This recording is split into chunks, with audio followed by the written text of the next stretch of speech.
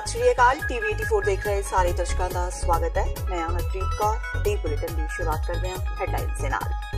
साबका अकाली विधायक मनतार बराड़ की गिरफ्तारी किसी वेले भी संभव। कोटकपूरा गोलीकांड मामले में SIT ने मनतार बराड़ को मुलजिम वजों किया शामिल। बराड़ वालों दायर ब्लैंकेट बेल लई अर्जी अदालत वालों रद्द, जबकि मुअत्तल IG परमराज सिंह उमरा नंगल की जमानत अर्जी ते अदालत ने राखवा रखा फैसला। किसानों के प्रदर्शन में हाईकोर्ट का दखल। अपन मंगां नूं लैके संघर्ष कर रही किसान जथेबंदियां ने हाईकोर्ट की दखलअंदाजी तो बाद अपना संघर्ष लिया वापस। अदालत ने सरकार को 10 दिनों के अंदर किसानों दी मंगां ते कार्रवाई करन दी दित्ती हदायत।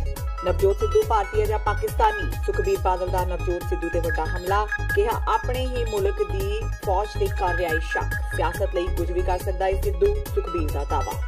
लोकसभा चोणां तो पहला कैप्टन की कैबिनेट ने लए लोक लुभावने फैसले। सिक्ख्या विभाग वालों भर्ती किए 5178 अध्यापकों को 1 अक्तूबर तो पूरी तनख्वाह, जबकि 650 नर्सां दीआं सेवावां भी कीतियां रेगुलर। खैरा ने कहा कैप्टन का ऐलान सिर्फ चुनावी। ते खाकी फिर हुई काली। फाजिलका के रिश्वतखोर सब इंस्पैक्टर को विजिलेंस विभाग ने किया काबू। लाख रुपए की रिश्वत लैंदियां रंगे हत्थी आया काबू। ते हुण इन्हां खबरां दा विस्तार। कोटकपूरा विच वापरे गोलीकांड मामले की जांच कर रही SIT ने साबका अकाली विधायक मनतार सिंह बराड़ नूं गोलीकांड विच मुलजिम वजों शामिल किया है।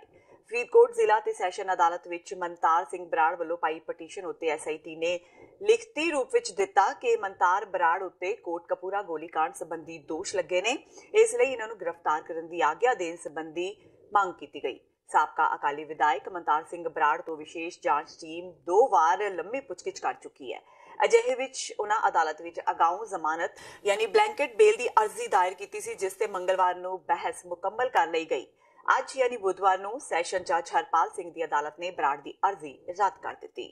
ਅੱਜ ਸਿੱਟ ਵੱਲੋਂ SIT ਦੇ ਜਿਹੜੇ ਹੈਗੇ ਇਨਵੈਸਟੀਗੇਟਿੰਗ ਅਫਸਰ ਸ਼੍ਰੀ ਵਿਭੋਰ ਕੁਮਾਰ ਸ਼ਰਮਾ DSP ਸਾਹਿਬ, ਉਹਨਾਂ ਵੱਲੋਂ ਜਿਹੜੀ ਹੈਗੀ ਹੈ ਕੋਰਟ ਦੇ ਵਿੱਚ ਆਪਣੇ ਬਿਆਨ ਦਿੱਤੇ ਗਏ ਨੇ ਵੀ ਜਿਹੜੇ ਸ਼੍ਰੀ ਮਨਤਾਰ ਸਿੰਘ ਬਰਾੜ ਜਿਹੜੇ ਅਕਾਲੀ ਦਲ ਦੇ ਜਿਹੜੇ MLA ਨੇ, ਉਹਨਾਂ ਨੂੰ ਅਸੀਂ ਬਤੌਰ ਮੁਲਜ਼ਮ ਇਹਦੇ ਵਿੱਚ ਤਸੱਵਰ ਕਰ ਲਿਆ ਤਫਤੀਸ਼ 'ਚ, ਜਿਸ ਕਰਕੇ ਉਹਨਾਂ ਦੀ ਜਿਹੜੀ ਹੈਗੀ ਹੈ ਬੇਲ ਹੈ ਉਹ ਇਨਫਰੈਕਚਰਸ ਕਰਦੇ ਹੋਏ ਮਾਣਯੋਗ ਅਦਾਲਤ ਨੇ ਡਿਸਮਿਸ ਕੀਤੀ। ਕਿਹੜੇ ਅਫੇਅਰ ਦੇ ਵਿੱਚ ਜਿਹੜਾ ਇਹਨਾਂ ਦਾ ਨਾਮ ਦਰਜ ਕੀਤਾ ਗਿਆ? ਇਹਨਾਂ ਨੂੰ ਜਿਹੜਾ ਹੈਗਾ 129 ਨੰਬਰ FIR ਜਿਹੜੀ ਹੈ ਉਹਦੇ ਵਿੱਚ ਇਹਨਾਂ ਨੇ ਅਰਜੀ ਲਾਈ ਸੀ, ਉਹ ਖਾਰਜ ਹੋਈ ਹੈ। ਇਹ ਬਰਗਾੜੀ ਮੋਰਚੇ ਦੀ ਬਹੁਤ ਹੀ ਵੱਡੀ ਜਿਹੜੀ ਪ੍ਰਾਪਤੀ ਹੈ ਤੇ ਇਨਸਾਫ ਦੀ ਆਵਾਜ਼ ਹੈ ਜਿਹੜੀ ਅਸੀਂ ਲਗਾਤਾਰ 4 ਸਾਲ ਤੋਂ ਬੁਲੰਦ ਕਰ ਰਹੇ ਹਾਂ। ਸਾਨੂੰ ਆਸ ਹੈ ਸਿੱਟ ਤੇ ਜੋ ਕਾਰਵਾਈ ਕਰ ਰਹੀ ਹੈ ਤੇਜ਼ੀ ਦੇ ਨਾਲ ਆਉਣ ਵਾਲੇ ਦਿਨਾਂ ਦੇ ਵਿੱਚ ਵੀ ਅਸੀਂ ਜਿਹੜੀ ਆਸ ਹੈ ਇਹ ਰੱਖਾਂਗੇ। ਜਿੰਨੇ ਵੀ ਦੋਸ਼ੀ ਹੈ ਸੁਖਬੀਰ ਬਾਦਲ, ਪ੍ਰਕਾਸ਼ ਬਾਦਲ, मनतार बराड़, उमरा नंगल, उन्होंने गिरफ्तार किया होया। जिहड़े रहिंदे आ दोषी वो भी छेती तो छेती है जिहड़े गिरफ्तार किए जाण। कोटकपूरा गोलीकांड विच गिरफ्तार किए गए मुअत्तल IG परमराज सिंह उमरा नंगल की जमानत अर्जी ते फैसला अदालत ने राखवा रख लिया है। न्यायिक हिरासत विच चल रहे उमरा नंगल की जमानत अर्जी फरीदकोट की सैशन कोर्ट विच पेश की गई सी। इससे बहस मुकम्मल हो गई है ते फैसला कल तक लई सुरक्षित रख लिया गया है। सरकारी वकील पंकज तनेजा ने दस्सिया कि अज उमरा नंगल की जमानत अर्जी का विरोध किया गया क्योंकि वो जांच विच सहयोग नहीं दे रहे। उधर IG परमराज सिंह उमरा नंगल के वकील गुरसाहिब सिंह बराड़ ने दस्सिया कि उन्हां वल्लों अदालत विच अपना पक्ष रख दिता गया है। उमरा नंगल की जमानत की मंग की गई है। उत्थे ही दूजे पक्ष वल्लों भी बहस विच अपना पक्ष रखा गया। इस नूं सुनन तो बाद अदालत वल्लों कल लई फैसला राखवा रख लिया गया है। जिक्रयोग है कि SIT ने उमरा नंगल नूं बहबल कलां गोलीकांड विच गिरफ्तार करने की तैयारी भी की है, इसलिए उन्हां नूं जेल तो प्रोडक्शन वारंट ते लिआंदा जा सकदा है। सरकार कहंदी है बेल ना होवे, जिहड़ा डिफेंस काउंसल से वो कहंदे सी बेल होनी चाहिए क्योंकि इहनूं कोई एट्रीब्यूशन नहीं गी, कोई इहदा FIR च ना नहीं गा, फर्दर रिक्वायर किसी तरह की लोड़ नहीं गी, इस करके बेल होनी चाहिए है। बाकी कोर्ट का ऑर्डर है जी, कल ते रख लिया कोर्ट ने। सर किसी होर मामले च भी दस्सिया जा रहा है कि इन्हां नूं इन्वॉल्व किया जा रहा है, जिस तरह कि बहबल मामले विच? देखो सुनी सुनाई गल है, कोई हजे रिकॉर्ड ते कोई गल आई नहीं गी। हो सकता सरकार कर ले उस पासे भी लै जाए, हजे कुछ कह नहीं सकते। अनऑफिशियली कह रहे हैं भी उन्होंने इन्वॉल्व कर रहे हैं, पर हजे ऑफिशियली कोई रिकॉर्ड इस तरह का कोर्ट च नहीं दिता भी जिहदे तो शो होवे कि इन्होंने उस केस च भी इन्वॉल्व कर लिया। हुण कदों फैसला? कल नूं 14/10/2015 ਨੂੰ ਜਿਹੜਾ ਉੱਥੇ ਜਿਹੜੀ ਭੜਕਾਊ ਕੰਮ ਹੋਇਆ ਸਾਰਾ ਉਹ ਸ਼ਾਂਤਮਈ ਧਰਨੇ ਨੂੰ ਖਦੇੜਨ ਦੇ ਟਾਈਮ ਜੋ ਇਹਨਾਂ ਦੇ ਜਿਹੜੇ ਹੈਗੇ ਆ ਐਕਸੈਸਿਵ ਪਾਵਰ ਜਿਹੜੀ ਅਨਆਥੋਰਾਈਜ਼ ਤਰੀਕੇ ਨਾਲ ਯੂਜ਼ ਕੀਤੀਆਂ ਉਹਦੇ ਬਾਬਤ ਜਿਹੜੀ ਹੈਗੀ ਹੈ ਬਹਿਸ ਹੋਈ ਹੈ। ਮਾਣਯੋਗ ਅਦਾਲਤ 'ਚ ਜਿਹੜੇ ਇਹਦੇ ਫੈਕਟ ਸੀਗੇ ਜਾਂ ਤਫਤੀਸ਼ ਦੇ ਦੌਰਾਨ ਜਿਹੜੇ ਆਏ ਆ ਉਹ ਦੱਸੇ ਗਏ ਨੇ, ਜਿਸ ਕਰਕੇ ਮਾਣਯੋਗ ਅਦਾਲਤ ਨੇ ਆਪਣਾ ਫੈਸਲਾ ਜਿਹੜਾ ਹਲੇ ਸੁਰੱਖਿਅਤ ਰੱਖਿਆ ਤੇ ਉਹ ਵੀ ਜਿਹੜਾ ਹੈਗਾ ਜੋ ਮਾਣਯੋਗ ਅਦਾਲਤ ਫੈਸਲਾ ਸੁਣਾਏਗੀ ਉਹ ਦੱਸਿਆ ਜਾਊਗਾ। ਸਰ ਇਸ ਵਿੱਚ ਬਚਾਅ ਪੱਖ ਵਕੀਲ ਵੱਲੋਂ ਕੋਈ ਆਪਦੇ ਤੱਥ ਪੇਸ਼ ਕੀਤੇ ਗਏ ਉਹਨਾਂ ਗੱਲਾਂ ਦੇ ਬਾਰੇ? ਉਹਨਾਂ ਨੇ ਤਾਂ ਜਿਹੜੇ ਹੈਗੇ ਇਹ ਗੱਲ ਕਹੀ ਹੈ ਵੀ ਇਹ ਜਿਹੜੇ ਹੈਗੇ ਉੱਥੇ ਜਿਹੜੇ ਬੁਲਾਏ ਗਏ ਸੀ ਜਿਹੜੇ ਹੈਗੇ ਵੀ ਆਥੋਰਾਈਜ਼ ਤਰੀਕੇ ਨਾਲ ਉੱਥੇ ਮੌਜੂਦ ਸੀ, ਜਿਹੜੇ ਕਿ ਇਹਨਾਂ ਨੇ ਕੋਈ ਐਕਸੈਸ ਪਾਵਰ ਜਿਹੜੀ ਆਪਣੀ ਯੂਜ਼ ਨਹੀਂ ਕੀਤੀ ਤੇ ਬਿਲਕੁਲ ਸਹੀ ਢੰਗ ਨਾਲ ਜਿਹੜਾ ਆਪਣਾ ਇਹਨਾਂ ਨੇ ਕੰਮ ਕੀਤਾ। ਬਟ ਸਾਡੇ ਵੱਲੋਂ ਜਿਹੜੀ ਤਫਤੀਸ਼ ਦੌਰਾਨ ਜਿਹੜੇ ਤੱਥ ਆਏ ਨੇ ਉਹਦੇ ਵਿੱਚ ਤਾਂ ਬਿਲਕੁਲ ਹੀ ਇਸਦੇ ਉਲਟ ਹੈ ਵੀ ਇਹਨਾਂ ਦੀ ਜਿਹੜੀ ਹੈਗੀ ਕੋਆਪਰੇਸ਼ਨ ਸਾਨੂੰ ਇਨਵੈਸਟੀਗੇਸ਼ਨ 'ਚ ਬਿਲਕੁਲ ਨਹੀਂ ਹੈ ਤੇ ਜਿਹੜੇ ਸਾਡੇ ਵੱਲੋਂ ਤਫਤੀਸ਼ 'ਚ ਆਉਣ ਦੇ ਕਾਰਨ ਇਹ ਹੈ ਵੀ ਅਨਆਥੋਰਾਈਜ਼ ਤਰੀਕੇ ਨਾਲ ਉੱਥੇ ਮੌਜੂਦਗੀ ਤੇ ਲੋਕਾਂ ਨੂੰ ਸ਼ਾਂਤਮਈ ਧਰਨਾ ਕਰਦਿਆਂ ਨੂੰ ਖਦੇੜਨ ਦੇ ਲਈ ਜੋ ਕਿ ਕੰਮ ਕੀਤੇ ਹੋਏ ਹੈ ਉਸ ਤੋਂ ਜਿਹੜਾ ਹੈਗਾ ਇਹ ਜਿਹੜਾ ਸਾਰੀ ਘਟਨਾ ਵਾਪਰੀ। ਸਰ ਇਸ 'ਤੇ ਕੱਲ੍ਹ ਫੈਸਲਾ ਸੁਣਾਏਗਾ? ਇਸ ਦਾ ਫੈਸਲਾ ਮਾਣਯੋਗ ਅਦਾਲਤ ਨੇ ਸੁਰੱਖਿਅਤ ਰੱਖਿਆ ਕਿ ਪਤਾ ਅੱਜ ਸੁਣਨਾ ਹੈ ਜਾਂ ਮਾਣਯੋਗ ਅਦਾਲਤ ਜੇ ਮੁਨਾਸਿਬ ਸਮਝੂਗੀ ਤਾਂ ਫਿਰ ਇਹਦਾ ਫੈਸਲਾ ਕਰ। ਕਿਸਾਨਾਂ ਦੀਆਂ ਮੰਗਾਂ ਨੂੰ ਲੈ ਕੇ ਸੰਘਰਸ਼ ਕਰ ਰਹੀਆਂ ਕਿਸਾਨ ਜਥੇਬੰਦੀਆਂ ਨੇ ਮਾਣਯੋਗ ਪੰਜਾਬ ਤੇ ਹਰਿਆਣਾ ਹਾਈ ਕੋਰਟ ਦੀ ਦਖਲਅੰਦਾਜ਼ੀ ਤੋਂ ਬਾਅਦ ਆਪਣਾ ਸੰਘਰਸ਼ ਵਾਪਸ ਲੈ ਲਿਆ ਹੈ। ਹਾਈ ਕੋਰਟ ਵੱਲੋਂ ਰੇਲਵੇ ਲਾਈਨ ਖਾਲੀ ਕਰਨ ਦੇ ਦਿੱਤੇ ਹੁਕਮਾਂ ਤੋਂ ਬਾਅਦ ਕਿਸਾਨ ਆਗੂਆਂ ਨੇ ਅਦਾਲਤ ਨੂੰ ਭਰੋਸਾ ਦਿੱਤਾ ਕਿ ਛੇਤੀ ਹੀ ਰੇਲਵੇ ਲਾਈਨ ਨੂੰ ਖਾਲੀ ਕਰ ਦਿੱਤਾ ਜਾਵੇਗਾ। ਅਦਾਲਤ ਨੇ ਕਿਸਾਨ ਆਗੂਆਂ ਨੂੰ ਕਿਹਾ ਕਿ ਉਹ ਐਡਵੋਕੇਟ ਜਨਰਲ ਨੂੰ 24 ਘੰਟਿਆਂ ਵਿੱਚ ਆਪਣੀਆਂ ਮੰਗਾਂ ਸੰਬੰਧੀ ਮੰਗ ਪੱਤਰ ਦੇਣ। ਅਦਾਲਤ ਨੇ ਸੂਬਾ ਸਰਕਾਰ ਨੂੰ ਵੀ ਕਿਹਾ ਹੈ ਕਿ ਉਹ 10 ਦਿਨਾਂ ਦੇ ਵਿੱਚ ਇਹਨਾਂ ਮੰਗਾਂ ਉੱਤੇ ਵਿਚਾਰ ਕਰੇ ਤੇ ਫੈਸਲਾ ਲਵੇ। ਜ਼ਿਕਰਯੋਗ ਹੈ ਕਿ ਕਿਸਾਨਾਂ ਵੱਲੋਂ ਮੰਗਾਂ ਨੂੰ ਲੈ ਕੇ ਅੰਮ੍ਰਿਤਸਰ ਵਿੱਚ ਰੇਲਵੇ ਲਾਈਨ ਤੇ ਬੈਠਿਆ ਗਿਆ, ਜਿਸ ਕਰਕੇ ਕਈ ਰੇਲ ਗੱਡੀਆਂ ਨੂੰ ਰੱਦ ਕਰਨਾ ਪਿਆ ਜਾਂ ਫਿਰ ਰੇਲ ਗੱਡੀਆਂ ਦੇ ਰੂਟ ਬਦਲਣੇ ਪਏ। ਵੇਖੋ ਜੀ, ਇੱਕ ਤਾਂ ਜਿਹੜਾ 3 ਦਿਨ ਦਾ ਇਹ ਟਰੈਕ ਜਾਮ ਸੀਗਾ, ਪੰਜਾਬ ਸਰਕਾਰ ਦੀ ਹੱਡਦਰਮੀ ਕਰਕੇ ਕੋਈ ਫੈਸਲਾ ਨਹੀਂ ਸੀ ਹੋ ਰਿਹਾ। ਲੋਕਾਂ ਦੀ ਖੱਜਲ ਖਰਾਬੀ ਨੂੰ ਧਿਆਨ ਵਿੱਚ ਰੱਖਦੇ ਅਸੀਂ ਮੀਡੀਆ ਸਾਹਮਣੇ ਮਾਫੀ ਮੰਗਦੇ ਆ। ਲੋਕਾਂ ਨੂੰ ਜਿਹੜੀ ਤਕਲੀਫ ਆਈ ਆ, ਇੱਕ ਇਹ ਗੱਲ ਧਿਆਨ 'ਚ ਰੱਖ ਕੇ ਅਸੀਂ ਕੋਈ ਬਦਲ ਲੱਭਿਆ। ਦੂਸਰਾ, ਕੱਲ ਜਿਹੜਾ ਸਾਨੂੰ ਨੋਟਿਸ ਮਿਲਿਆ ਸੀਗਾ ਵੀ ਤੁਸੀਂ ਅਦਾਲਤ ਵਿੱਚ ਸ਼ਾਮਲ ਹੋ, ਅਸੀਂ ਪੰਜਾਬ ਤੇ ਦਿੱਲੀ ਦੀ ਸਰਕਾਰ ਦੇ ਅਟਾਰਨੀ ਜਨਰਲ ਨੂੰ ਸੱਦ ਕੇ ਤੁਹਾਡਾ ਸਮਝੌਤਾ ਕਰਵਾਉਂਦੇ ਆ। ਉਸ ਤਹਿਤ ਸਾਡੇ ਪ੍ਰਧਾਨ ਜੀ ਤੇ ਸਾਡੇ ਵਕੀਲ ਪੇਸ਼ ਹੋਏ। ਚੀਫ ਜਸਟਿਸ ਸਾਹਿਬ ਤੇ ਇੱਕ ਜੱਜ ਹੋਰ ਸੀਗੇ, ਉਹਨਾਂ ਨੇ ਸਾਰੀ ਗੱਲਬਾਤ ਸੁਣੀ ਆ, ਲੰਮੀ ਗੱਲਬਾਤ ਚੱਲੀ। ਉਹਨਾਂ ਨੇ ਕਿਹਾ ਤੁਹਾਡੀਆਂ ਮੰਗਾਂ ਜਾਇਜ਼ ਆ। ਅਸੀਂ ਰਿਕੁਐਸਟ ਕਰਦੇ ਆ ਵੀ ਜਿਹੜਾ ਆਪਣੀ ਆਰਮੀ ਦੀ ਸਪਲਾਈ ਜਾਂ ਫੌਜ ਦੀ ਸਪਲਾਈ ਉਹਨੂੰ ਕਾਫੀ ਵਿਘਨ ਪਾ ਰਿਹਾ, ਲੋਕਾਂ ਨੂੰ ਖੱਜਲ ਖਰਾਬੀ। ਜੇ ਤੁਸੀਂ ਸਾਡੀ ਰਿਕੁਐਸਟ ਮੰਨ ਕੇ ਥੋੜਾ ਜਿਹਾ ਟਰੈਕ ਵਿਹਲਾ ਕਰ ਦਿਓ ਤੇ ਅਸੀਂ ਖੁਦ ਇਹਦੀ ਹੀਅਰਿੰਗ ਕਰਾਂਗੇ। ਸੋ ਉਹ ਰਿਕੁਐਸਟ ਨੂੰ ਧਿਆਨ ਵਿੱਚ ਰੱਖਦਿਆਂ, ਲੋਕਾਂ ਦੀ ਖੱਜਲ ਖਰਾਬੀ ਨੂੰ ਧਿਆਨ ਵਿੱਚ ਰੱਖਦਿਆਂ ਅਸੀਂ ਜਿਹੜਾ ਵਾ ਇਹ ਧਰਨਾ ਵਾ ਜਾਂ ਇਹ ਮੋਰਚਾ ਵਾ ਇਹਨੂੰ ਮੁਲਤਵੀ ਕਰ ਦਿੱਤਾ। ਹੁਣ ਇਹ ਮੋਰਚਾ ਸੀ 29 ਮਾਰਚ ਤੋਂ ਫਿਰ ਪੰਜਾਬ ਦੇ ਸਾਰੇ ਜ਼ਿਲ੍ਹਾ ਹੈੱਡਕੁਆਟਰਾਂ ਤੇ ਦੁਬਾਰਾ ਸ਼ੁਰੂ ਕਰਾਂਗੇ ਤੇ ਪਹਿਲੇ ਦਿਨ ਅਸੀਂ ਆਪਣੇ ਸ਼ਹੀਦਾਂ ਨੂੰ ਸ਼ਰਧਾਂਜਲੀਆਂ ਭੇਟ ਕਰਾਂਗੇ ਤੇ ਬਾਕੀ ਦੂਜਾ ਪ੍ਰੋਗਰਾਮ ਕੱਲ ਨੂੰ ਰੇਲ ਜਾਮ ਵੀ ਹੋ ਸਕਦਾ, ਡੀਸੀ ਦਫ਼ਤਰਾਂ ਦੇ ਘਰਾਓ ਵੀ ਹੋ ਸਕਦੇ, ਮੰਤਰੀਆਂ ਦੇ ਘਰਾਓ ਵੀ ਹੋ ਸਕਦੇ ਆ। ਉਹਦੇ ਵਾਸਤੇ ਅਸੀਂ 9 ਮਾਰਚ ਨੂੰ ਸੂਬਾ ਕੋਰ ਕਮੇਟੀ ਤੇ 11 ਮਾਰਚ ਨੂੰ ਸੂਬਾ ਕਮੇਟੀ ਦੀ ਮੀਟਿੰਗ ਸੱਦੀ ਆ। ਤੇ ਨਾਲੇ ਸਾਡਾ ਜੋ ਆ ਵੀ ਅਸੀਂ ਲੋਕਾਂ 'ਚ ਗੱਲ ਲੈ ਕੇ ਜਾਣਾ ਵੀ ਸਾਨੂੰ ਕੋਈ ਇਹ ਨਾ ਕਹੇ ਵੀ ਕਿਸਾਨ ਆਗੂ ਹੱਡ ਧਰਮੀ ਆ, ਇਹਨਾਂ ਦਾ ਰੇਲਾਂ ਜਾਮ ਕਰਨਾ ਕੋਈ ਸ਼ੌਕ ਆ। ਅਸੀਂ ਇਸ ਦਿਨਾਂ ਨੂੰ ਦੇਖ ਕੇ ਸਰਕਾਰ ਨੂੰ ਤੇ ਅਦਾਲਤ ਨੂੰ ਵੀ ਦੇਣਾ ਚਾਹੁੰਦੇ ਆ। ਹੁਣ ਜਿਹੜੇ ਅਦਾਲਤ ਦੇ ਨਿਰਦੇਸ਼ ਆਏ ਆ ਵੀ 19 ਮਾਰਚ ਤੱਕ ਪੰਜਾਬ ਸਰਕਾਰ ਨੂੰ ਫਟਕਾਰ ਵੀ ਲਾਈ ਆ ਉਹਨਾਂ ਨੇ ਤੇ ਸਰਕਾਰ ਦਾ ਫੇਲਿਅਰ ਵੀ ਆ। ਅਖਲਾਕੀ ਤੌਰ ਤੇ ਕਿਸਾਨਾਂ ਮਜ਼ਦੂਰਾਂ ਦੀ ਇਹ ਜਿੱਤ ਆ ਵੀ 19 ਮਾਰਚ ਤੱਕ ਸਾਰੇ ਮਸਲੇ ਹੱਲ ਕਰਕੇ ਸਾਨੂੰ ਸਟੇਟਸ ਰਿਪੋਰਟ ਜਿਹੜੀ ਅਦਾਲਤ ਵਿੱਚ ਪੇਸ਼ ਕਰੇ ਤੇ ਪੰਜਾਬ ਹਰਿਆਣਾ ਹਾਈ ਕੋਰਟ ਦੇ ਚੀਫ ਜਸਟਿਸ ਇਸ ਗੱਲ ਦੀ ਖੁਦ ਮੋਨੀਟਰਿੰਗ ਕਰਨਗੇ। ਇਹ ਅਦਾਲਤ ਦੇ ਹੁਕਮ ਹੈ। ਉਧਰ ਅੱਜ ਪਹਿਲਾਂ ਰੋਹ ਵਿੱਚ ਆਏ ਕਿਸਾਨਾਂ ਨੇ ਗੁਰਦਾਸਪੁਰ ਦੇ ਮੁੱਖ ਬੱਸ ਅੱਡੇ ਸਾਹਮਣੇ ਧਰਨਾ ਲਗਾ ਕੇ ਬੱਸਾਂ ਦੀ ਆਵਾਜਾਈ ਪੂਰੀ ਤਰ੍ਹਾਂ ਜਾਮ ਕਰ ਦਿੱਤੀ। ਜ਼ਿਕਰਯੋਗ ਹੈ ਕਿ ਗੰਨਾ ਕਾਸ਼ਤਕਾਰਾਂ ਨੂੰ ਗੰਨੇ ਦੀਆਂ ਪਿਛਲੀਆਂ ਅਦਾਇਗੀਆਂ ਨਾ ਹੋਣ ਕਾਰਨ ਤੇ ਸਰਵੇ ਦੇ ਆਧਾਰ ਤੇ ਗੰਨੇ ਦਾ ਬਾਣ ਨਾ ਹੋਣ ਸਮੇਤ ਕਈ ਮੁਸ਼ਕਿਲਾਂ ਨੂੰ ਲੈ ਕੇ ਗੰਨਾ ਉਤਪਾਦਕ ਸੰਘਰਸ਼ ਕਮੇਟੀ ਨੇ ਪਿਛਲੇ 15 ਦਿਨਾਂ ਤੋਂ ਡਿਪਟੀ ਕਮਿਸ਼ਨਰ ਦੇ ਦਫ਼ਤਰ ਦੇ ਸਾਹਮਣੇ ਪੱਕੇ ਡੇਰੇ ਲਗਾ ਕੇ ਧਰਨਾ ਲਗਾਇਆ ਹੋਇਆ ਹੈ। ਬੀਤੇ ਕੱਲ ਉੱਚ ਪ੍ਰਸ਼ਾਸਨਿਕ ਅਧਿਕਾਰੀਆਂ ਤੋਂ ਇਲਾਵਾ ਖੰਡ ਮਿੱਲਾਂ ਦੇ ਸੀਨੀਅਰ ਪ੍ਰਤੀਨਿਧਾਂ ਵੱਲੋਂ ਕਿਸਾਨ ਆਗੂਆਂ ਨਾਲ ਕੀਤੀ ਗਈ ਮੀਟਿੰਗ ਵੀ ਬੇਸਿੱਟਾ ਰਹੀ ਸੀ। ਇਸ ਕਾਰਨ ਅੱਜ ਕਿਸਾਨਾਂ ਨੇ ਕਰੀਬ 12 ਵਜੇ ਡੀਸੀ ਦਫ਼ਤਰ ਤੋਂ ਰੋਸ ਮਾਰਚ ਸ਼ੁਰੂ ਕੀਤਾ ਤੇ ਜੇਲ੍ਹ ਰੋਡ ਤੋਂ ਹੁੰਦਿਆਂ ਹੋਇਆਂ ਬੱਸ ਅੱਡੇ ਸਾਹਮਣੇ ਜਾ ਕੇ ਅੱਡੇ ਦੇ ਦੋਵੇਂ ਰਸਤੇ ਜਾਮ ਕਰ ਦਿੱਤੇ। ਇਸ ਉਪਰੰਤ ਕਰੀਬ 3 ਵਜੇ ਤੱਕ ਕੋਈ ਵੀ ਬੱਸ ਅੱਡੇ ਵਿੱਚ ਨਾ ਤਾਂ ਦਾਖਲ ਹੋ ਸਕੀ ਤੇ ਨਾ ਹੀ ਬਾਹਰ ਜਾ ਸਕੀ। ਅੱਜ ਅਸੀਂ ਕਿਸਾਨ ਜਥੇਬੰਦੀਆਂ ਦੇ ਸੱਦੇ ਦੇ ਉੱਪਰ ਜਿਹੜੇ ਗੁਰਦਾਸਪੁਰ ਚੋਂ ਬਹੁਤ ਵੱਡੀ ਗਿਣਤੀ 'ਚ ਕਿਸਾਨ ਆਏ ਆ।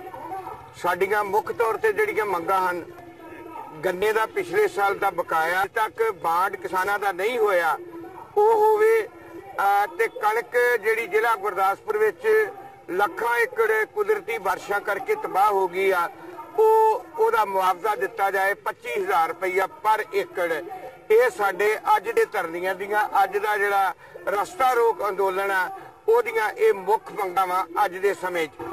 ਅੱਜ ਅਸੀਂ ਬੱਸ ਸਟੈਂਡ ਨੂੰ ਘੇਰਾ ਪਾਇਆ दुख की गल आ भी असी अज 15 दिन हो गए साडा धरना चल रहा, पर सरकार साडी कोई भी मंग मनण नूं तैयार नहीं। साडियां मंगां बड़ियां जायज़ आ, क्योंकि सिर्फ ते सिर्फ असी बाकी गल्लां सारियां छड्डियां। अज मुख मंग जिहड़ी है गन्ने दी आ, गन्ने दी दैग दी मंग ते गन्ने दी बांड दी गल, ते तीजी जिहड़ी साडी गैर यानी कुदरती जिहड़ियां बरसातां होईयां यानी ਉਹਦੇ ਕਰਕੇ ਜਿਹੜਾ ਲੋਕਾਂ ਦਾ ਨੁਕਸਾਨ ਹੋਇਆ, ਖਾਸ ਕਰਕੇ ਨੀਵੇਂ ਥਾਵਾਂ 'ਚ ਉਹਦਾ ਮੁਆਵਜ਼ਾ ਉਹਦੀ ਗਰਦੌਰੀ ਕੀਤੀ ਜਾਵੇ ਤੇ ਉਹਦਾ ਮੁਆਵਜ਼ਾ ਜਿਹੜਾ ਘੱਟੋ ਘੱਟ 25,000 ਪਰ ਏਕੜ ਦਿੱਤਾ ਜਾਵੇ। ਪਰ ਦੁੱਖ ਦੀ ਗੱਲ ਆ ਅੱਜ ਜੋ ਲੋਕਾਂ ਨੂੰ ਪਰੇਸ਼ਾਨ ਹੋਈ ਆ, ਜਿਸ ਤਰ੍ਹਾਂ ਲੋਕ ਅੰਮ੍ਰਿਤਸਰ ਤੋਂ ਆ ਰਹੇ ਜਾਂ ਪਠਾਨਕੋਟ ਤੋਂ ਅੰਮ੍ਰਿਤਸਰ ਨੂੰ ਜਾ ਰਹੇ ਆ, ਸਾਨੂੰ ਦੁੱਖ ਆ, ਲੋਕ ਪਰੇਸ਼ਾਨ ਹੋ ਰਹੇ ਆ। ਇਹ ਲੋਕ ਸਰਕਾਰ ਦੀਆਂ ਨੀਤੀਆਂ ਕਰਕੇ ਪਰੇਸ਼ਾਨ ਹੋ ਰਹੇ ਆ।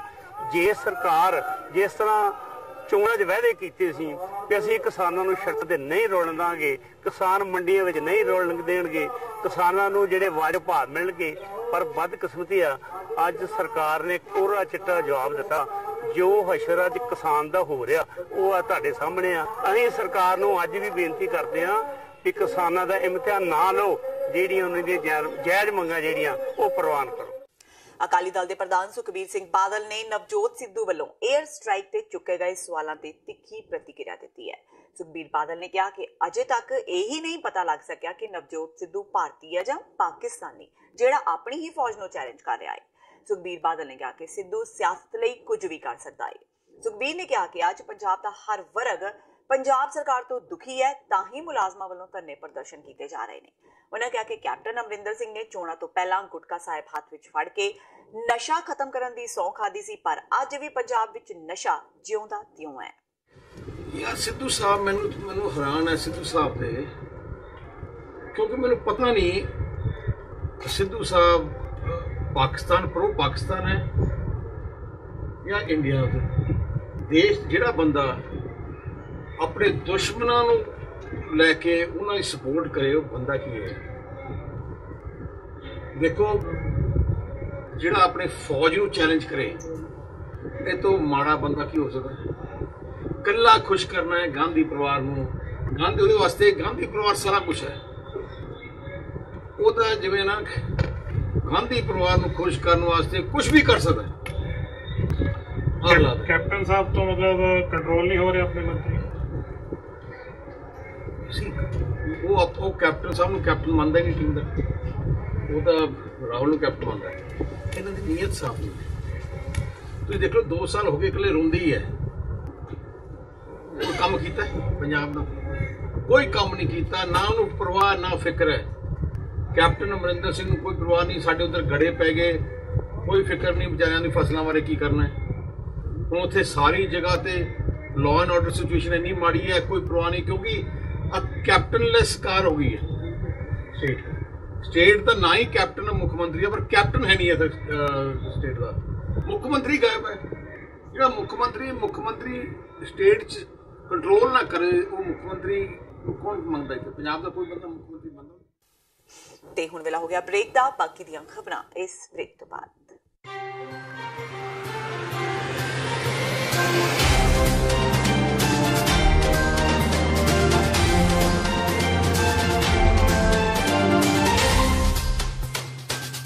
ਕੀ ਤੁਸੀਂ ਆਪਣੇ ਟੈਕਸਿਸ ਨੂੰ ਲੈ ਕੇ ਚਿੰਤਤ ਹੋ?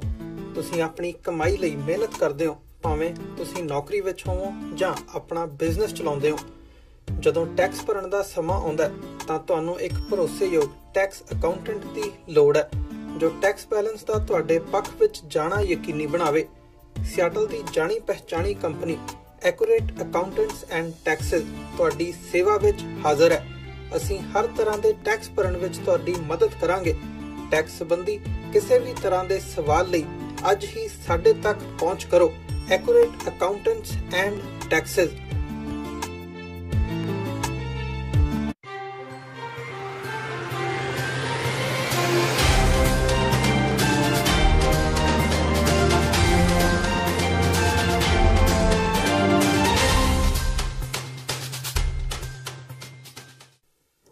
ਬ੍ਰੇਕ ਤੋਂ ਬਾਅਦ TV 84 ਦੇ ਖਬਰਾਂ ਦੇ ਬੁਲੇਟਿਨ ਵਿੱਚ ਸਵਾਗਤ ਹੈ। ਵਧਦੇ ਹਾਂ ਅਗਲੀ ਖਬਰ ਵੱਲ।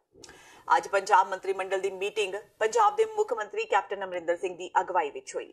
ਮੀਟਿੰਗ ਵਿੱਚ ਕਈ ਅਹਿਮ ਫੈਸਲੇ ਲਏ ਗਏ। ਮੰਤਰੀ ਮੰਡਲ ਨੇ ਸਿੱਖਿਆ ਵਿਭਾਗ ਵੱਲੋਂ ਭਰਤੀ ਕੀਤੇ 5178 ਅਧਿਆਪਕਾਂ ਦੀਆਂ ਸੇਵਾਵਾਂ 1 ਅਕਤੂਬਰ 2019 ਤੋਂ ਪੂਰੇ ਤਨਖਾਹ ਸਕੇਲ ਨਾਲ ਰੈਗੂਲਰ ਕਰਨ ਦੀ ਪ੍ਰਵਾਨਗੀ ਦੇ ਦਿੱਤੀ ਹੈ।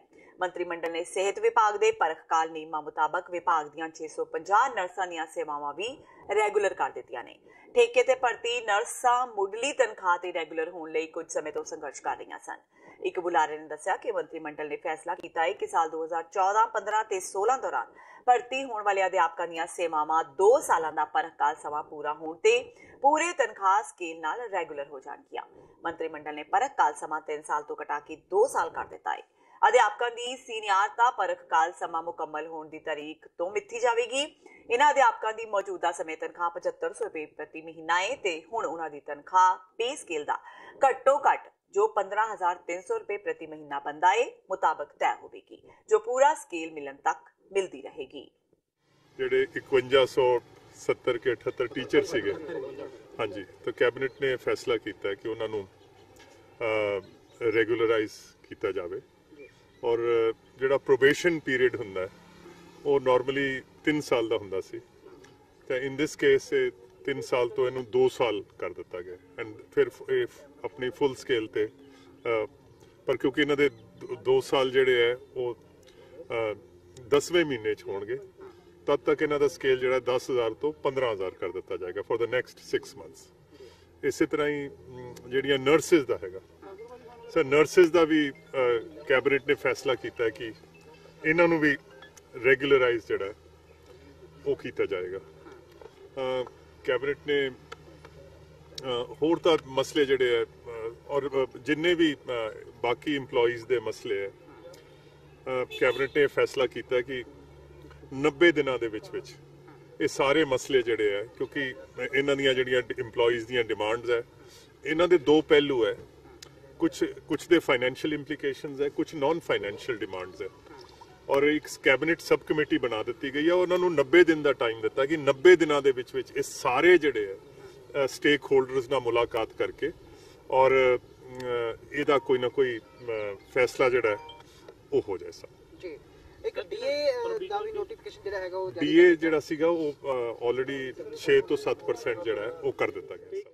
ਪੰਜਾਬ ਏਕਤਾ ਪਾਰਟੀ ਦੇ ਲੀਡਰ ਤੇ ਹਲਕਾ ਪੁਲਾਥ ਤੋਂ ਵਿਧਾਇਕ ਸੁਖਪਾਲ ਖਹਿਰਾ ਨੇ ਕਿਹਾ ਹੈ ਕਿ ਕੈਪਟਨ ਸਰਕਾਰ ਵੱਲੋਂ 5178 ਅਧਿਆਪਕਾਂ ਨੂੰ 1 ਅਕਤੂਬਰ 2019 ਤੋਂ ਰੈਗੂਲਰ ਕਰਨ ਦਾ ਫੈਸਲਾ ਸਿਰਫ ਇੱਕ ਲਾਰਾ ਹੈ। ਖਹਿਰਾ ਨੇ ਕਿਹਾ ਕਿ ਲੋਕ ਸਭਾ ਚੋਣਾਂ ਨੇੜੇ ਆ ਰਹੀਆਂ ਨੇ, ਜਿਸ ਕਰਕੇ ਕੈਪਟਨ ਸਰਕਾਰ ਨੇ ਅਧਿਆਪਕਾਂ ਨਾਲ ਇਹ ਲਾਰਾ ਲਗਾਇਆ ਹੈ। ਉਹਨਾਂ ਕਿਹਾ ਕਿ ਬਹੁਤ ਦੁੱਖ ਦੀ ਗੱਲ ਹੈ ਕਿ ਪੜ੍ਹੇ ਲਿਖੇ ਵਰਗ ਨੂੰ ਧਰਨੇ ਲਗਾਉਣੇ ਪੈ ਰਹੇ ਨੇ। ਸਰਕਾਰੀ ਹਸਪਤਾਲਾਂ ਦੀਆਂ ਛੱਤਾਂ ਤੇ ਟੈਂਕੀਆਂ ਤੋਂ ਛਾਲਾਂ ਮਾਰਨੀਆਂ ਪੈ ਰਹੀਆਂ ਨੇ। ਖਹਿਰਾ ਨੇ ਕਿਹਾ ਕਿ ਸਰਕਾਰ ਨੂੰ ਸੰਘਰਸ਼ ਕਰ ਰਹੇ ਮੁਲਾਜ਼ਮਾਂ ਨੂੰ ਤੁਰੰਤ ਪੱਕਾ ਕਰਨਾ ਚਾਹੀਦਾ ਹੈ। ਖਹਿਰਾ ਨੇ ਕਿਹਾ ਕਿ ਅੱਜ ਉਹਨਾਂ ਹਲਕਾ ਪੁਲਾਥ ਦੇ ਕੇਡਰ ਨਾਲ ਮੀਟਿੰਗ ਕੀਤੀ, ਕਿਉਂਕਿ ਪੁਲਾਥ ਹੁਸ਼ਿਆਰਪੁਰ ਲੋਕ ਸਭਾ ਹਲਕੇ ਅਧੀਨ ਆਉਂਦਾ ਹੈ ਤੇ ਬਸਪਾ ਨਾਲ ਉਹਨਾਂ ਦਾ ਗੱਠਜੋੜ ਹੋਣ ਜਾ ਰਿਹਾ ਹੈ। ਹੁਸ਼ਿਆਰਪੁਰ ਤੋਂ ਉਹਨਾਂ ਦੀ ਸਹਿਮਤੀ ਬਸਪਾ ਨਾਲ ਹੋਵੇਗੀ। ਅਕਾਲੀ ਦਲ ਨੂੰ ਛੱਡ ਕਾਂਗਰਸ ਦਾ ਹੱਥ ਫੜਨ ਵਾਲੇ ਸ਼ੇਰ ਸਿੰਘ ਘੁਬਾਇਆ ਨੇ ਅਕਾਲੀ ਦਲ ਤੇ ਤਿੱਖੇ ਹਮਲੇ ਕੀਤੇ। ਘੁਬਾਇਆ ਨੇ ਕਿਹਾ ਕਿ ਅਕਾਲੀ ਦਲ ਦੀਆਂ ਨੀਤੀਆਂ ਲੋਕ ਮਾਰੂ ਨੇ ਤੇ ਇਸ ਲਈ ਉਹਨਾਂ ਅਕਾਲੀ ਦਲ ਨੂੰ ਛੱਡ ਕਾਂਗਰਸ ਨੂੰ ਜੁਆਇਨ ਕੀਤਾ ਹੈ। ਘੁਬਾਇਆ ਨੇ ਦਾਅਵਾ ਕੀਤਾ ਕਿ ਪਿਛਲੇ 30-35 ਸਾਲਾਂ ਤੋਂ ਫਿਰੋਜ਼ਪੁਰ ਤੋਂ ਕਾਂਗਰਸ ਨੇ ਕਦੇ ਵੀ ਜਿੱਤ ਪ੍ਰਾਪਤ ਨਹੀਂ ਕੀਤੀ ਸੀ, ਪਰ ਇਸ ਵਾਰ ਕਾਂਗਰਸ ਨੂੰ ਉਹ ਫਿਰੋਜ਼ਪੁਰ ਦੀ ਸੀਟ ਜ਼ਰੂਰ ਜਿਤਵਾਉਣਗੇ।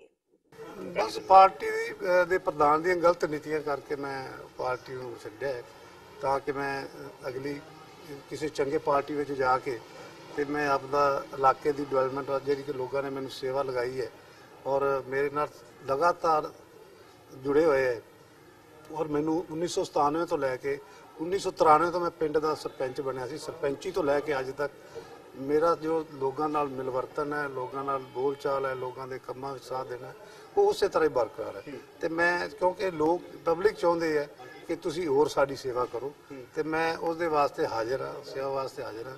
ਤੇ ਇਸ ਵਾਰੀ ਇਲੈਕਸ਼ਨ ਦੇ ਵਿੱਚ ਫਿਰ ਦੁਬਾਰਾ ਇਲੈਕਸ਼ਨ ਲੜਾਂਗੇ, ਜਿੱਤ ਕੇ ਫਿਰ ਲੋਕਾਂ ਦੀਆਂ ਸਹੂਲਤਾਂ ਜਿਹੜੀਆਂ ਵੱਧ ਤੋਂ ਵੱਧ ਜਿਹੜਾ ਕਾਫੀ ਕੁਝ ਹੋਣ ਵਾਲਾ ਹੈ ਉਹਦੇ ਵਾਸਤੇ ਕੋਸ਼ਿਸ਼ ਕਰਾਂਗੇ ਕਿ ਪੂਰੀ ਨਹੀਂ ਜੀ। ਮੈਨੂੰ ਤਾਂ ਯਕੀਨ ਹੈ ਜੀ, ਮੈਂ ਤਾਂ ਕਹਿ ਸਕਦਾ ਕਿ ਮੈਂ ਪਾਰਟੀ ਜੁਆਇਨ ਕੀਤੀ ਹੈ। ਮੈਨੂੰ ਪੂਰਾ ਵਿਸ਼ਵਾਸ ਹੈ ਪਾਰਟੀ ਲੀਡਰਸ਼ਿਪ ਤੇ ਕਿ ਉਹਨਾਂ ਨੇ ਮੈਨੂੰ ਪਾਰਲੀਮੈਂਟ ਫਿਰੋਜ਼ਪੁਰ ਹਲਕੇ ਤੋਂ ਟਿਕਟ ਦੇਣਗੇ, ਕਿਉਂਕਿ 34 ਸਾਲ ਲਗਾਤਾਰ ਜਿਹੜੇ ਉਹ ਉੱਥੋਂ ਕਾਂਗਰਸ ਦੇ ਪੈਰ ਨਹੀਂ ਲੱਗ ਸਕੇ ਤੇ ਇਸ ਵਾਰੀ ਹੁਣ ਜਿਹੜਾ ਉਹ ਕਾਂਗਰਸ ਦੇ 200% ਜਿਹੜੀ ਸੀਟ ਜਿਹੜੀ ਕਾਂਗਰਸ ਦੀ ਚੋਰੀ। ਯੂਥ ਅਕਾਲੀ ਦਲ ਵੱਲੋਂ ਮਲੋਟ ਵਿਖੇ ਕੀਤੀ ਜ਼ਿਲ੍ਹਾ ਪੱਧਰੀ ਰੈਲੀ ਵਿੱਚ ਪਹੁੰਚੇ ਸਾਬਕਾ ਕੈਬਨਿਟ ਮੰਤਰੀ ਬਿਕਰਮ ਸਿੰਘ ਮਜੀਠੀਆ ਨੇ ਕਾਂਗਰਸ ਪਾਰਟੀ ਦੀ 2 ਸਾਲ ਦੀ ਕਾਰਗੁਜ਼ਾਰੀ ਤੇ ਸਵਾਲ ਚੁੱਕੇ। ਰੈਲੀ ਨੂੰ ਸੰਬੋਧਨ ਕਰਦਿਆਂ ਮਜੀਠੀਆ ਨੇ ਕਿਹਾ ਕਿ 2 ਸਾਲ ਪਹਿਲਾਂ ਪੰਜਾਬ ਦੇ ਲੋਕਾਂ ਨਾਲ ਕਾਂਗਰਸ ਪਾਰਟੀ ਨੇ ਝੂਠੇ ਵਾਅਦੇ ਕਰਕੇ ਸੂਬੇ ਵਿੱਚ 78 ਸੀਟਾਂ ਤੇ ਜਿੱਤ ਹਾਸਲ ਕੀਤੀ ਸੀ। ਇਸ ਮੌਕੇ ਉਹਨਾਂ ਸੁਨੀਲ ਜਾਖੜ ਨੂੰ ਵੰਗਾਰਦਿਆਂ ਕਿਹਾ, ਜੇਕਰ ਹਿੰਮਤ ਹੈ ਤਾਂ ਸੁਨੀਲ ਜਾਖੜ ਆਪਣੇ ਜੱਦੀ ਹਲਕੇ ਫਿਰੋਜ਼ਪੁਰ ਤੋਂ ਲੋਕ ਸਭਾ ਚੋਣ ਲੜ ਕੇ ਵੇਖਣ। ਇਸ ਰੈਲੀ ਵਿੱਚ ਕਾਂਗਰਸ ਪਾਰਟੀ ਤੇ ਨਿਸ਼ਾਨਾ ਸਾਧਦਿਆਂ ਮਜੀਠੀਆ ਨੇ ਕਿਹਾ ਕਿ ਕੈਪਟਨ ਸਰਕਾਰ ਨੇ ਨੌਕਰੀ ਦੇਣ ਦੇ ਨਾਮ ਤੇ ਲੋਕਾਂ ਨਾਲ ਕੋਝਾ ਮਜ਼ਾਕ ਕੀਤਾ ਹੈ। ਲੋਕਾਂ ਨੇ ਮਿੰਟੋ ਮਿੰਟੀ ਪਾਈਆਂ ਵੋਟਾਂ, ਕਈਆਂ ਨੂੰ ਹੋ ਗਿਆ ਹਲੇ ਘਰ ਮਗਰੋਂ ਪਹੁੰਚਾਂਗੇ, ਨੌਕਰੀ ਪਹਿਲਾਂ ਪਹੁੰਚ ਜਾਣੀ। ਆ ਗੁੱਸਾ ਨਾ ਕਰ ਜਿਓ। ਆ ਇੱਥੋਂ ਦਾ ਜਿਹੜਾ ਕਾਂਗਰਸ ਦਾ ਪ੍ਰਧਾਨ ਹੈ ਕੀ ਨੋ ਜੀ ਆਪਣਾ, ਉਹਨਾਂ ਦਾ ਹੁਣ ਤਾਂ ਭਾਵੇਂ ਭੱਜ ਗਏ, ਇੱਥੋਂ ਲੋਕਾਂ ਨੇ ਭਜਾਤਾ ਬੋਰ ਵਾਲਿਆਂ ਨੇ। ਜਾਖੜ ਜੀ, ਸੁਨੀਲ ਜਾਖੜ ਜੀ, ਉਹ ਲੋਕੀ ਤਾਂ ਸਮਝ ਗਏ, ਘਰ ਦਾ ਬੰਦਾ ਪਹਿਲਾਂ ਸਮਝ ਜਾਂਦਾ ਕਿ ਇਹ ਕਿੰਨਾ ਕੁ ਵਿਸ਼ਵਾਸ ਕਰਨ ਵਾਲਾ। ਉਹਨਾਂ ਨੇ ਤਾਂ ਸਾਰੀ ਕਾਂਗਰਸ ਜਿੱਤ ਗਈ, ਮਗਰ ਅਬੋਹਰ ਵਾਲੇ ਲੋਕਾਂ ਨੇ ਸੁਨੀਲ ਜਾਖੜ ਨੂੰ ਵਿਹਲਾ ਕਰਤਾ, ਕਿਉਂਕਿ ਪਤਾ ਸੀ ਇਹ ਵਿਸ਼ਵਾਸ ਕਰਨ ਵਾਲਾ ਨਹੀਂ ਹੈ।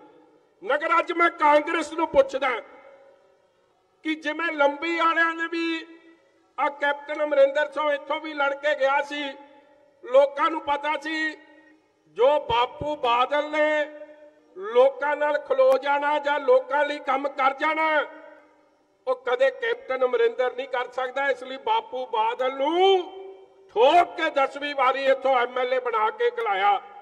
ਮਗਰ ਮੇਰੇ ਵੀਰੋ, ਤੁਸੀਂ ਤਾਂ ਸਿਆਣੇ ਨਿਕਲੇ, ਮਗਰ ਬਾਕੀ ਦੁਨੀਆ ਠੱਗੀ ਗਈ। ਅੱਜ ਮੈਂ ਪੁੱਛਣਾ ਚਾਹੁੰਦਾ ਕਿ ਇਹ ਜ਼ਿਲ੍ਹਾ, ਇਹ ਐਮਪੀ ਦੀ ਸੀਟ, ਹੁਣ ਇਲੈਕਸ਼ਨ ਆਈ ਹੈ, ਜਾਖੜ ਸਾਹਿਬ 2-2 ਹੱਥ ਹੋ ਹੀ ਜਾਣ। ਐਤਕੀ ਲੱਗ ਜੇ ਪਤਾ ਕਿ ਤੁਹਾਡੀ 2 ਸਾਲ ਦੀ ਕਾਰਗੁਜ਼ਾਰੀ ਕਾਂਗਰਸ ਦੀ ਕਿੰਨੀ ਚੰਗੀ ਹੈ।